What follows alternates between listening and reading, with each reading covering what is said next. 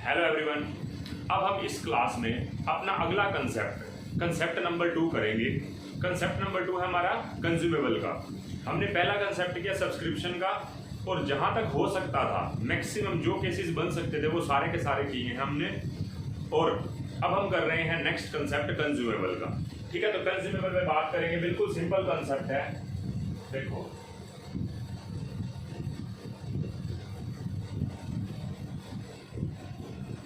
देखो एनपीओ के अंदर कुछ ऐसी चीजें होती हैं, कुछ ऐसी आइटम्स होती हैं जो कंज्यूम हो जाती हैं। जैसे अगर मैं बात करूं, एक क्लब है, स्पोर्ट्स क्लब है, तो स्पोर्ट्स क्लब में अगर मैं बात करूं तो स्पोर्ट्स क्लब में स्पोर्ट्स मटेरियल होता है।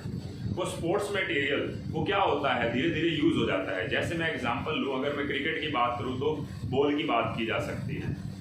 ठीक है, तो जैसे टेबल टेनिस वाली बॉल होती है वो यूज हो जाती है, एक लिमिट तक ही चलती है ना, उसके बाद तो वो यूज नहीं हो पाती। ठीक है, अब एक होता है स्पोर्ट्स इक्विपमेंट, एक होता है स्पोर्ट्स मटेरियल। अगर मैं बात करूं, जैसे नेट प्रैक्टिस के लिए जो नेट लगा होता है वो क्या है, वो स्पोर्ट्स इक्विपमेंट है। बैट भी एक स्पोर्ट्स इक्विपमेंट है, लेकिन बॉल स्पोर्ट्स मटेरियल है जो जिसकी लाइफ कम होती है।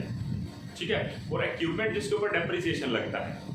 तो हम बोल सकते हैं कि हालांकि मैं बैट को भी क्या कह सकता हूँ, उसमें मटेरियल में ले सकता हूँ। डिपेंड करता है आपकी सोच के ऊपर, आपका कि कितना टाइम चलेगी वो एसेट्स। ठीक है, ऐसे ही मैं और भी स्पोर्ट्स के बारे में बात कर सकता हूँ। ये तो मैंने कंज्यूमेबल कब बात किया, जब ये स्पोर्ट्स क्लब वगैरह होते हैं। ऐसा ही स्टेशनरी की बात की जाए, अगर कुछ ऐसे एनपीओज हैं जैसे रिलीजियस ट्रस्ट वगैरह हो गए, चैरिटेबल ट्रस्ट, वहाँ पे डॉक्यूमेंटेशन के जो काम होते हैं, तो उसके लिए जैसे अब डॉक्यूमेंटेशन में क्या हो सकता है कि किसी ने डोनेट किया, उसकी रसीद काटनी है, रिसिप्ट है, तो उसके लिए स्टेशनरी तो यूज होती ही होगी ना। तो स्टॉक ऑफ स्टेशनरी ये भी हो सकता है। अच्छा, अगर कोई मेडिकल फैसिलिटी देने वाला एनपीओ है तो वहाँ पे मेडिसिन का जो स्टॉक होगा वो कंज्यूम होता जाएगा, जैसे जैसे हम फैसिलिटी देंगे किसी को भी। तो हमारे लिए किसी भी टाइप का स्टॉक हो सकता है। नाम में कुछ नहीं पड़ा, अकाउंटिंग हमने समझ ली। ठीक है, नाम में कुछ नहीं पड़ा। अब आप बात को ध्यान से समझना। देखो,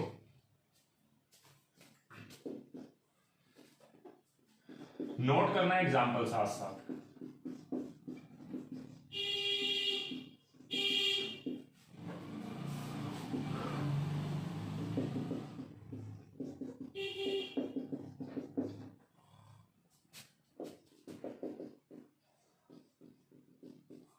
स्टॉक ऑफ स्पोर्ट्स मटेरियल हमारे पास कितना है, ओपनिंग मान लेते हैं 4000 और 7000।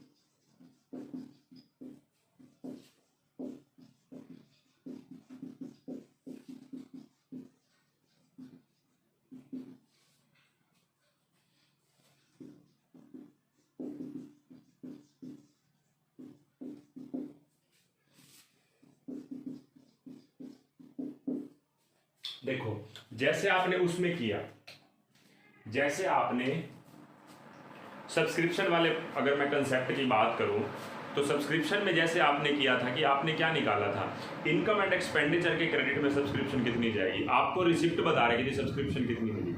अब की बारी में आपको क्या करना है, आपको क्या बता रखा है, पेमेंट हमने सप्लायर को कितनी की स्पोर्ट्स मटेरियल के नाम की। तो देखो, मैं क्या करूंगा, पहले मैं आपको एक चीज बताऊं, जितने आप जेब से पे करते हैं क्या वही आपका खर्चा होता है? अगर ऐसा होता तो सब्सक्रिप्शन जितनी मिली थी वही आपकी इनकम हो जाती, आपको ये एडलेस वाले पंगे में पड़ने की जरूरत ही ना पड़ती। इसलिए बात को ध्यान से समझें। आपने सप्लायर को स्पोर्ट्स मटेरियल के नाम के साल में 1.5 लाख रुपए दिए हैं, क्या यही इनकम एंड एक्सपेंडिचर में जाएंगे? नहीं, समझना बात को ध्यान से। आप क्या करोगे, मैं आपसे पूछूं कि आपके पास स्टॉक ऑफ स्पोर्ट्स मटेरियल कितना पड़ा हुआ है, ओपनिंग 2 बैलेंस बीडी। अच्छा, स्पोर्ट्स मटेरियल का अकाउंट कौन सा अकाउंट है? Real account. रियल अकाउंट है क्या? सब्सक्रिप्शन का अकाउंट जब आप बनाते थे तो टू बैलेंस बीडी भी लिख सकते थे, बाय बैलेंस बीडी भी लिख सकते थे। हालांकि वैसे वहाँ पे 3 अकाउंट बनते थे, जिसने मैंने कहा था कि एक्स्ट्रा बात बता रहा हूँ, जिसको सुननी है तो ठीक है, नहीं तो नेक्स्ट वीडियो से देखना, ध्यान होगा।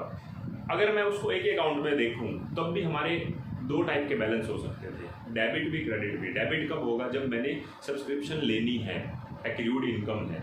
और जब मैं क्रेडिट कब बोलता? जब अनअर्न्ड इनकम होती थी, मतलब सब्सक्रिप्शन बाय बैलेंस बीडी में आती थी। ओपनिंग दोनों बैलेंस हो सकते थे, क्योंकि वो कौन सा अकाउंट था? Personal account.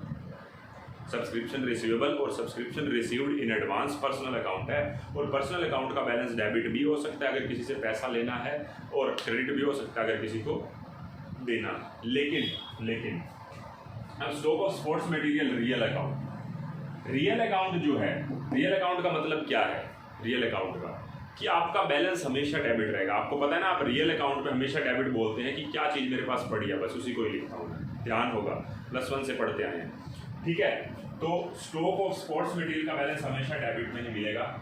4000 रुपये मेरे पास ओपनिंग स्टॉक पड़ा है और क्लोजिंग पड़ा है 7000, ठीक है। अब मैं बात करता हूँ क्रेडिटर का भी बैलेंस दे रखा है मुझे।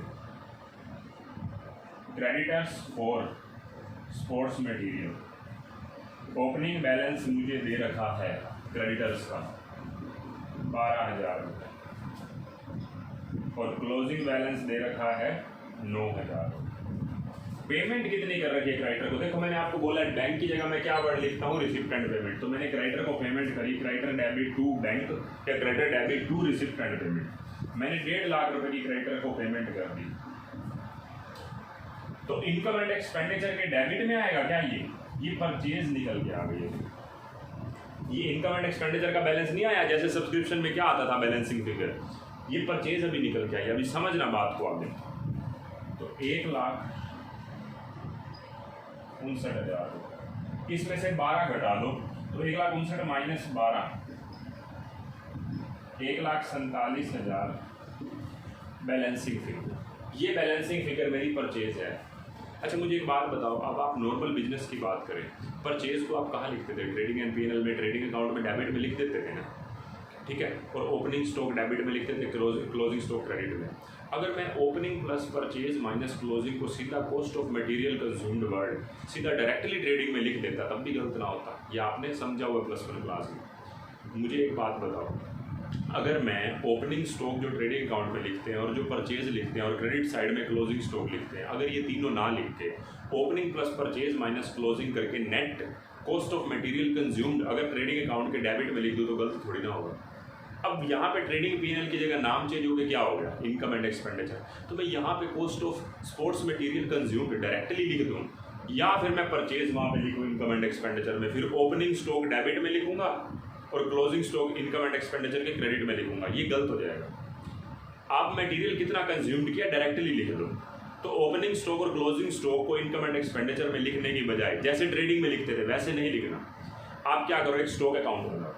स्टॉक अकाउंट के डेबिट में 4,000 रुपये, 7,000 रुपये परचेजेस को आप स्टॉक में ऐड कर दो।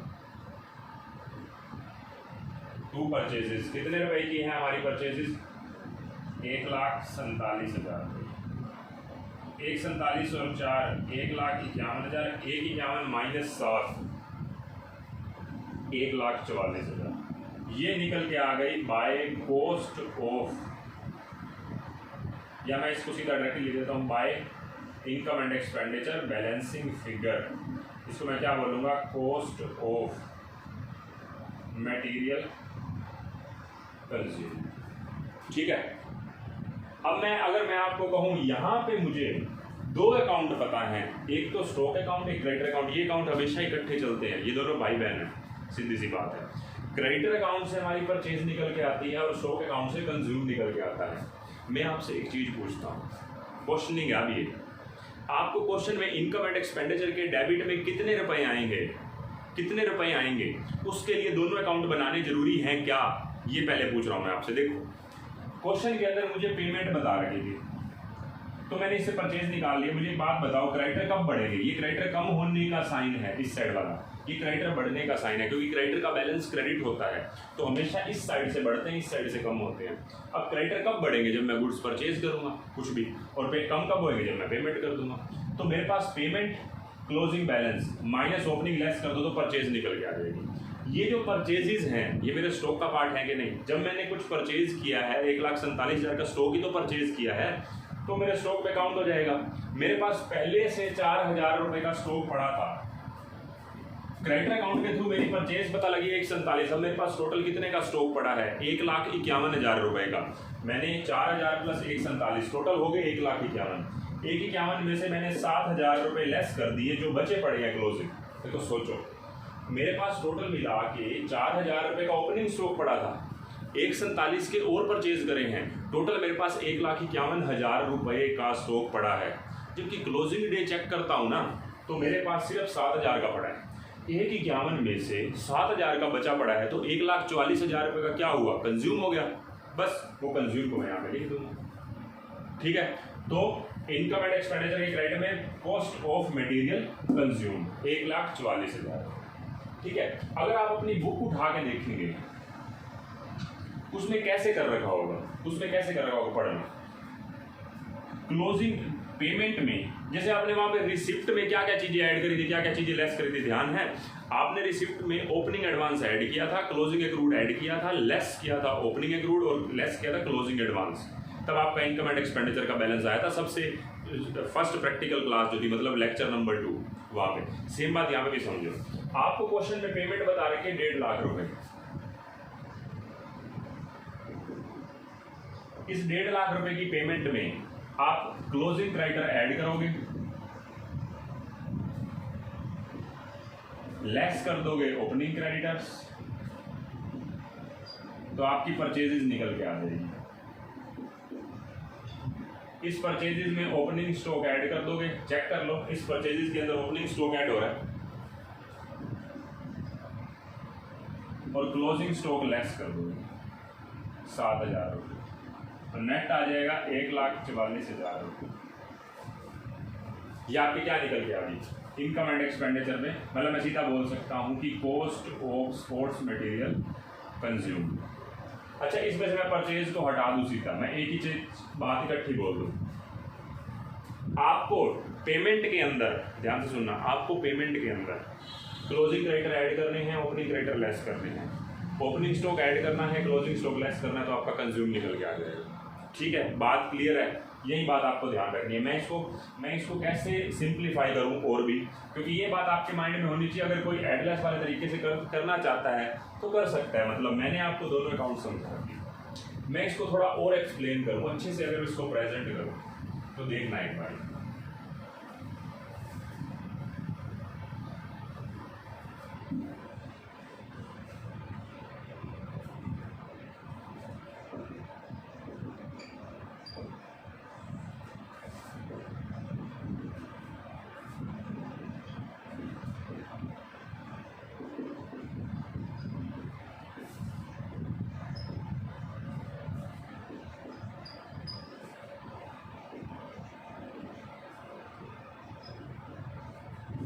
देखो मुझे एक बात बताओ, इन दोनों अकाउंट को ऐसे देखो, इस ऐसे देखने से ना, लेफ्ट राइट देखने से दिक्कत होती है, थोड़ी और क्लैरिटी आएगी माइंड में।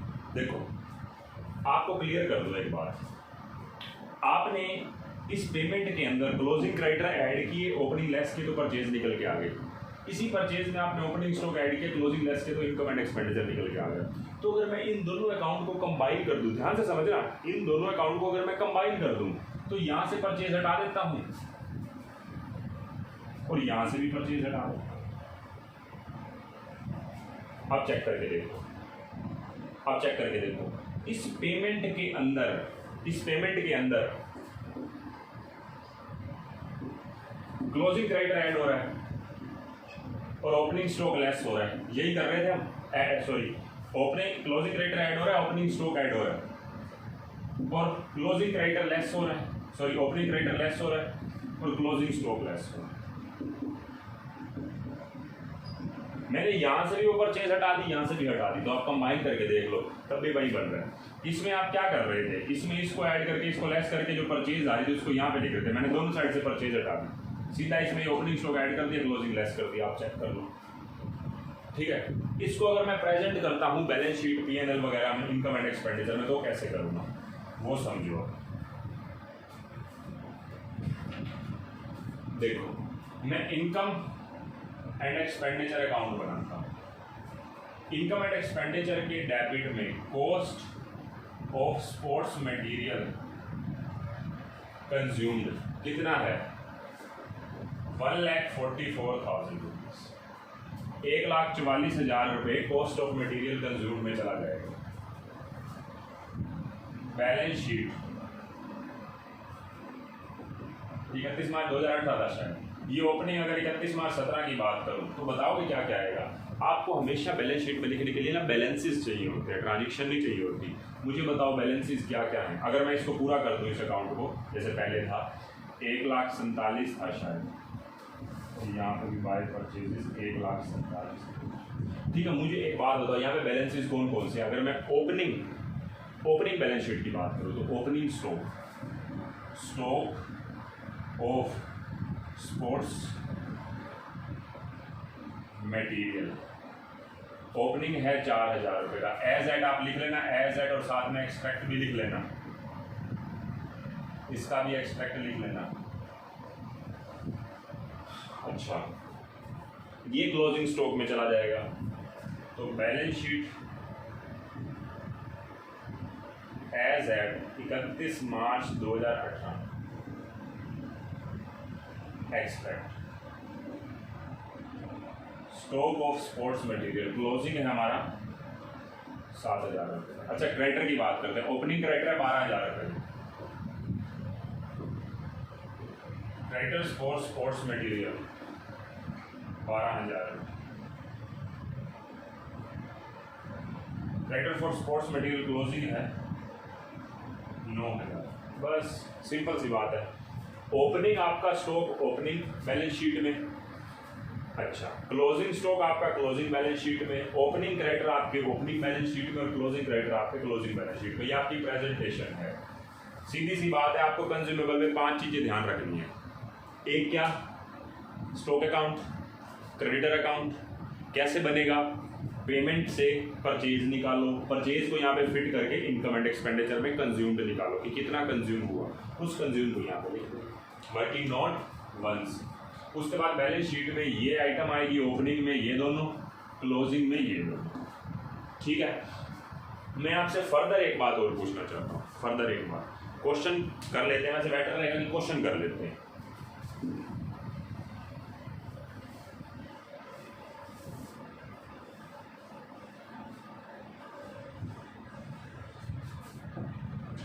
देखो, स्टॉक ऑफ मेडिसिन लिख रहा हूं आपके बारे में, 31 मार्च 19, 31 मार्च 20। तो मेडिसिन का स्टॉक पड़ा हुआ है 10,000 रुपये का, 15,000 रुपये। क्रेडिटर्स फॉर मेडिसिन जिनसे हमने सप्लाई करवाई है, उनका वो क्रेडिटर्स हमारे हैं 13,000 रुपये के, और 25,000। Purchases made during the year rupees 2 lakh, हमारी 2 लाख रुपए की परचेजेस हुई हैं। ठीक है, calculate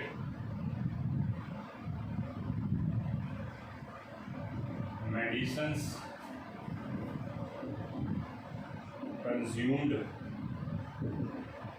during the year rupees। एक तो हमें मेडिसिन बताना है कितनी कंज्यूम हुई है, प्रिपेयर एक्सट्रैक्ट भी प्रिपेयर करने हैं ऑफ बैलेंस शीट। करें काम एक बारी, अब ध्यान से समझना, आपका खुद भी ना साथ साथ होना चाहिए, क्वेश्चन ज़्यादा बेटर है। सबसे पहले मुझे ये बताओ, स्टॉक आप लिखेंगे, स्टॉक ऑफ मेडिसिन पहले क्या था, स्पोर्ट्स मटेरियल, अब मेडिसिन है, किसी में स्टेशनरी लिख दूंगा, है तो सारे कंज्यूमेबल जो कंज्यूम हो जाते हैं। तो टू बैलेंस बीडी आपके ओपनिंग है 10,000 रुपये, 15,000,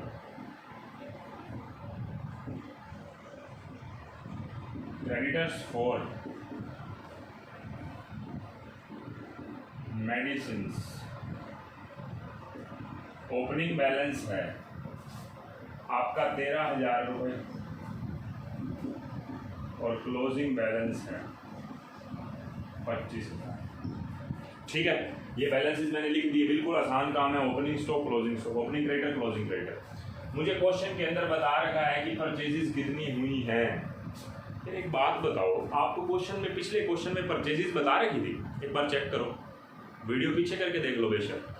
आपको पिछले क्वेश्चन के अंदर अमाउंट पेड बता रखा था, ना कि परचेज बता रखा था। इस क्वेश्चन में परचेज पूछ रखा है, परचेज बता रखा है, सॉरी, अब परचेज ही बता रखा है, तो मुझे क्रेडिटर अकाउंट का क्या लेना देना, मैं तो सीधा ही परचेजेस लिख देता हूँ। मैंने क्रेडिटर अकाउंट क्यों बनाया, सोचो, क्रेडिटर अकाउंट की तो कोई ज़रूरत ही नहीं है, जब परचेजेस ही पता है। सीधा 2,10,000 minus 15 by income and expenditure account balancing figure, cost of medicines consumed, कितना हो गया, 2,10,000 माइनस 15, 1,95,000 रुपये, 1,95,000 रुपीज़।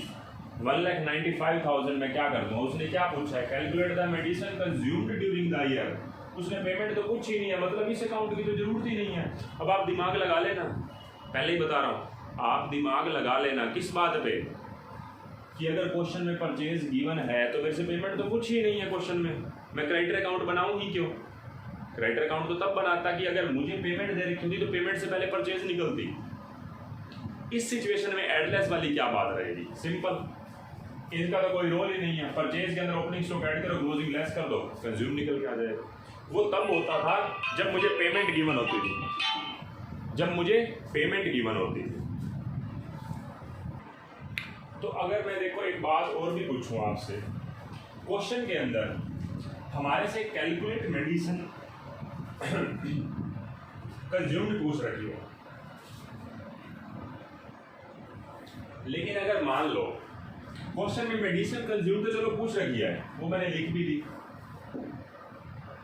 ठीक है, एक्सट्रैक्ट पूछ रखे, एक्सट्रैक्ट बनाओ, बताओ एक्सट्रैक्ट में क्या होगा, income and expenditure for the year ending 31 March 2020। हम इसको क्या बोलेंगे, to cost of material consume. Material में क्या हो सकता है, जो भी मेडिसिन वगैरह हैं, कंज्यूम कितने की हुई हैं, 1,95,000 रुपीज। बैलेंस शीट 31/3/19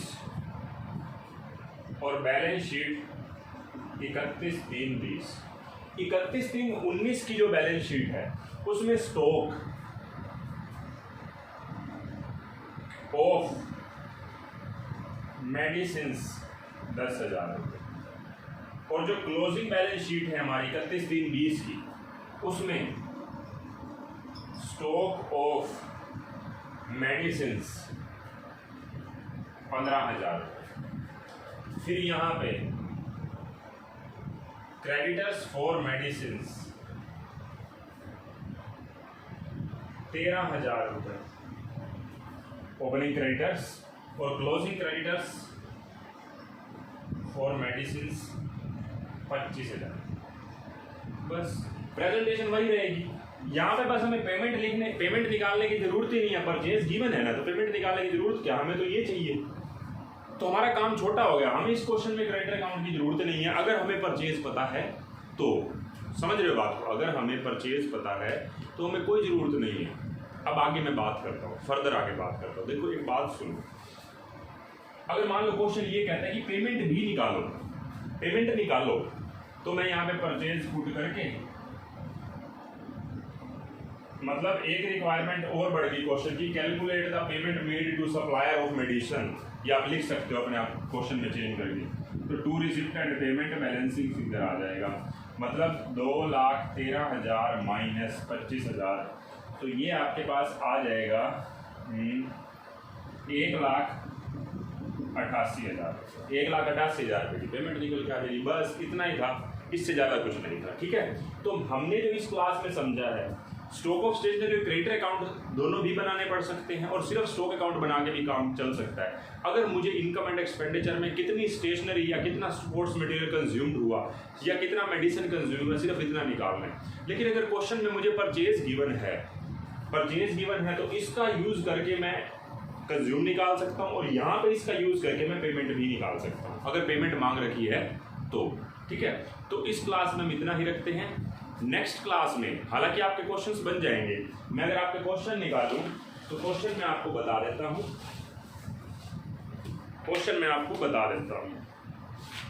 आपके क्वेश्चंस जो हैं, आपके पिछले कंसेप्ट के जो क्वेश्चन बने थे वो आपको बता रखे हैं मैंने, आपके शायद 6 to 12 बने थे। अब ये वाले कंसेप्ट के जो क्वेश्चन है वो आपका 17th क्वेश्चन बन जाएगा, 18th क्वेश्चन बन जाएगा। ठीक है, 17, 18 तो करो, फिर आगे मैं अभी करवाता हूँ और कुछ चेंज होगा तो फिलहाल 17 और 18 आपका हो जाएगा। इलस और प्रैक्टिकल दोनों करने हैं। ठीक है, तो इस क्लास में इतना ही। अब नेक्स्ट क्लास में हम आगे का कंसेप्ट करेंगे। ठीक है, तो अभी क्लास में इतना ही। Bye bye.